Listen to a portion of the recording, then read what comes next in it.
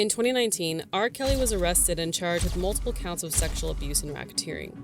2 years later, his trials finally begin. There are 2 federal cases, one in New York, the other in Chicago. It seems as if his behavior has caught up with him. This is Jim DeRogatis.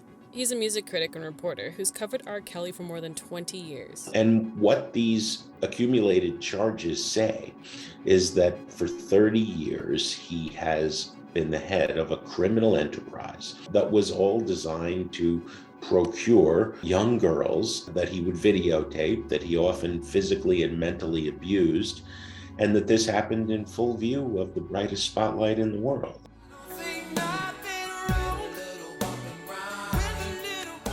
Robert Sylvester Kelly, now 54, has a history of sex scandals and abuse allegations spanning decades. The question that's going to hang over the justice system and rape culture in the United States is, why wasn't he stopped in 2000? Why wasn't he stopped in 2008?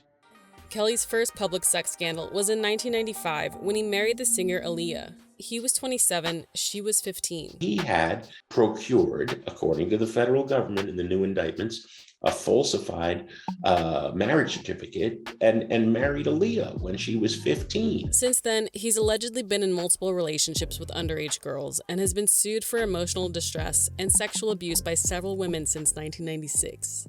All of these were settled and never brought to criminal trial. I believe I can fly. I believe I can touch the sky. Then in 2002, when DeRogatis was a music critic at the Chicago Sun-Times, he received a video. 26 minutes and 39 seconds of crystal clear video of Kelly sexually abusing, directing a 14-year-old high school girl from Oak Park, the suburb just west of Chicago. The video is handed over to the Chicago police, and Kelly is charged with 21 counts of child pornography, as well as 12 counts in Florida. The Florida charges came out after police searched his rental home in Davenport and found incriminating evidence on his camera equipment. It took 6 years for the case to go to trial, during which Kelly still released his music. There's a mystery going on and I'm gonna solve it, and I'm like, God, please don't let this man open his closet. Kelly is eventually found not guilty in both Chicago and Florida. Insufficient evidence, they say. The federal government discovered later that the victim and her parents were bribed to keep quiet. Every system in the U.S. failed these young black girls. The courts, the lawyers who took settlement money rather than pressing criminal charges, the rest of the press corps, the music industry, aside from a handful of police investigators, everybody failed these girls. In 2017, after 9 months of reporting, DeRogatis wrote another big story. This was the story about Kelly maintaining a cult in Chicago and Atlanta of young women who he told how to dress, when to eat, forbid from speaking to anyone else. If anyone entered the room, they had to turn and face the wall, punish them physically and mentally if they broke any of his rules. Kelly denied everything. Quit playing. I didn't do this stuff. This is not me. I'm fighting for my life.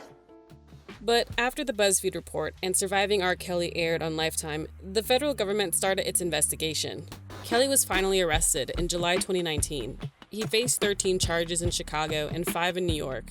But since then, the feds have added more to the list.